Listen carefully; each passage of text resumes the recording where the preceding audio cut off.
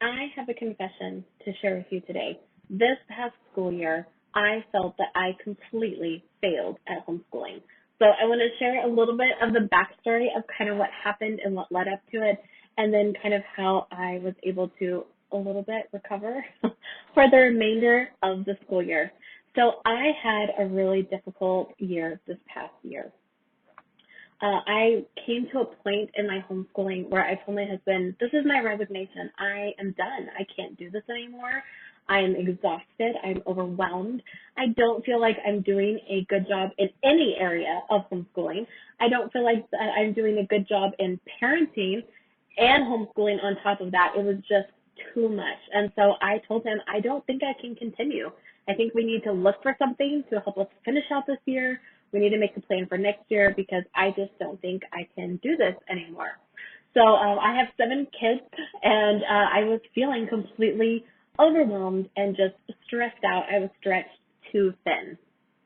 So it kind of took me by surprise that just kind of all snowballed into this because we had a really great start to our year. I had planned earlier in the summer. I got all my curriculum and resources early in the spring, and I had done a lot of planning and organizing. I got our homeschool room all set up. My husband and my kids were really wonderful helping me move furniture and get everything set up. All the books were in place. So I felt like we were really set to have a great school year. I felt like I was really planned and organized. We were having a new baby that summer, and so I knew that it was going to be a difficult year, so I tried to do everything I could to plan ahead. I tried to choose curriculum that would be simple, things that would be independent for my older kids, knowing that my time would really be divided between homeschooling and having a new baby, also having a toddler. And so I really tried to make wise decisions with my time and my curriculum and my planning. So I thought that I was really prepared. I even had short charts and schedules and checklists, and I felt really good about my school year. But after a few weeks, maybe it was several months, I felt like things started to go downhill. I had a newborn who was not sleeping great at first. She got a little bit better where I started getting more sleep so I could feel a little more sane. But between all the nursing and her nap and changing her and just holding her whenever she was fussy, it was really hard to get anything done. And I felt like I couldn't get anything done around the house. In addition to homeschooling, I couldn't do both. And my toddler is a very active toddler, and so she would just destroy my house during schooling. We had to keep her near us. We had to keep an eye on her, and so she would just destroy the house, destroy our school day because she was so loud. And she would get into my kids' work and tear up their pages, and it was just a disaster. So I felt really overwhelmed with having a baby and a toddler, and it was really hard to get to homeschooling and to do it well. And then I had a child who was not doing things from the checklist. Things would get checked off, but they would not be done. So they would just check off things on their list of like, oh, well, I plan to do that. We'll check it off now to save myself some time. But actually, no, it never got done. And so I was not doing a great job of checking in because I was really struggling to keep up with everything else in the house. And I wasn't checking in as often as I should with some of my older kids. And the checklist looked good, but actually things were not done. I had a child who would just skip a week or two of math and not do it, and I would even ask that child, did you do your math? Yes. Oh, no, they did not. And so that was really upsetting when I finally got around to trying to catch up on the grading, which was a huge mistake to get behind on that. But when I started trying to catch up, I realized you're much further behind than you should be. What is going on? And that's when I realized, one child would put writing off for a week or two, and another child would put math off for 2 weeks, and they were not staying on top of their daily and weekly work. So, and my children still had time to play, and then eventually we had to have kind of a catch-up time, and so that was really, really stressful. I wasn't catching all of these things that they were skipping because I was just looking at the checklist, which looks good, and I wasn't checking every single page of their assignment. And so I was missing that some things were left undone. I had another child that was really doing horribly in some subjects, and I just couldn't figure out why we were suddenly struggling in these areas that in the past had not been a problem. And so I just felt like I was failing this child because suddenly things were just a struggle. Everything seemed hard. I had another child who was just kind of struggling in some other subjects where we would make forward progress, and then the next day it was like we regressed all the way. And I just felt like we were reviewing the same things every day and not making forward progress. So I had this one child who was struggling in everything, and then another child who didn't seem to be able to make any forward progress. And so I thought I was just doing everything wrong.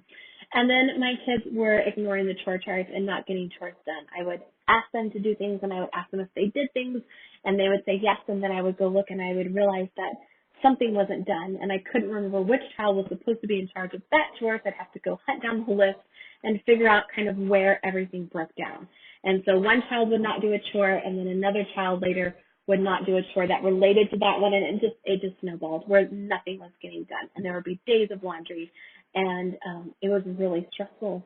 And then because things were getting really stressful and overwhelming, everyone started fighting and arguing and having really bad attitudes. And that's when I told my husband, I don't think I can do this. I can't take care of the house and be a parent and try to work with the kids and help them with their attitudes and disciple and mentor them and also teach them, because I feel like we're struggling in every aspect of everything, the house, the character, and the schooling, and nothing is going well. So my husband listened to me. He was very patient and listened to me as I just poured out all of my frustrations. And then he took some action steps to really help me kind of reset and start over and get things back under control. So he had a long meeting with the kids. So he said that they were being sent to the principal's office, and he had a long meeting with all of them together, and then he met with them separately. And ever since that day, he would check in with them several times a month, or sometimes bi-weekly. He would sometimes even grade some of their work. So he helped kind of take some of the burden off of me because I wasn't able to keep up with spot checking all their work along with everything else.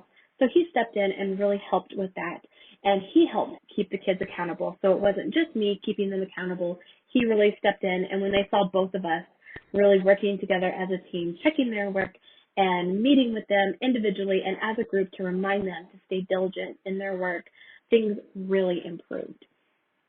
He also really helped me kind of streamline some of the chore charts. He helped me with my expectations to make sure that everything that I was expecting was appropriate for each child of, their age and their ability levels. And he really helped me kind of just reevaluate and kind of reset for the year.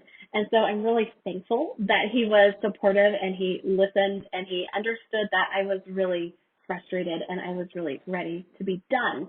But he really helped me figure out kind of how we can make it work.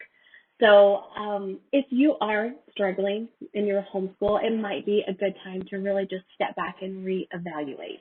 You may need to simplify, you may need to streamline, you may need to put some subjects off until later. We actually took some and just put them aside until summer when we had just a little more time to focus on them, where we could just focus more on the core things. We cut out some of the extras during the school year because it was just too much and it was very overwhelming and it was not needed that year, especially with a new baby.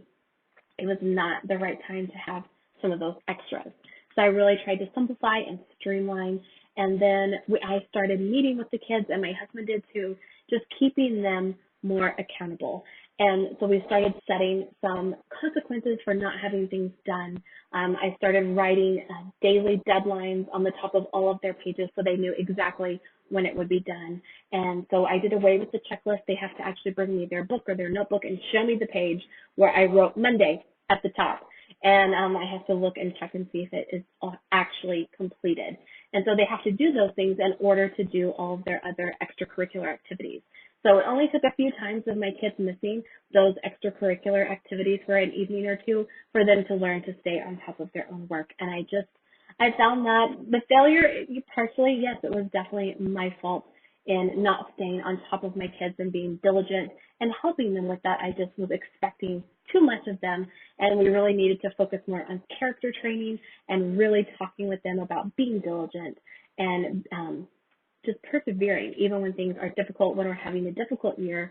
So we really had a lot of lessons in character this past homeschool year when I felt like everything went wrong, and we were able, with God's grace, to really pull it back together and finish out our school year. And it wasn't a total disaster. We actually got a lot done, and the kids started making a lot of progress and really improving. So if you are having one of those years where you feel like you are failing, just know that we've all felt that way. I've had multiple times where I have felt like I am completely failing at the homeschool thing, in addition to parenting and taking care of the house and all the other things that we as moms need to try to take care of. So I made sure that I was really honest with my husband. I didn't put blame on anyone or anything. I just was very honest about how I was feeling, and he really came alongside me and found ways to support me and to help keep our kids accountable, to help keep me accountable. And I learned we really needed a lot more accountability in our homeschool just to help us be more successful. So just know that in your homeschool, you will fail. There will be days, years, weeks, months, whatever, that you feel like you will completely fail. You will just fall apart. But know that God's grace will just glue you back together as you rely on His strength, because it's definitely not from your own strength that you're able to make it through each year. So I hope that encourages you. If you are facing a difficult homeschool year, know that God's grace and strength will carry you through, and you can be successful, but you definitely need to take some action steps to turn your year around, and you really need to take the time to reevaluate. I really had to step back and look at my year and make some huge changes in how we did things, and my husband really had to step in and be that accountability partner for my kids, and he really had to be the role of the principal. Kind of one of the first times in our homeschool where he's really had to pull the homeschool principal card out and play that one. And so that was new for us, but it really helped for the kids to see us unified in our homeschool decision. And we talked with them about why we homeschool and why it's so important to us, and that we're in this together and how we're going to work on it together. So that really helped us. This year we really grew a lot in our character, and we really grew a lot closer as we learned to depend on each other and really encourage each other through our homeschool year.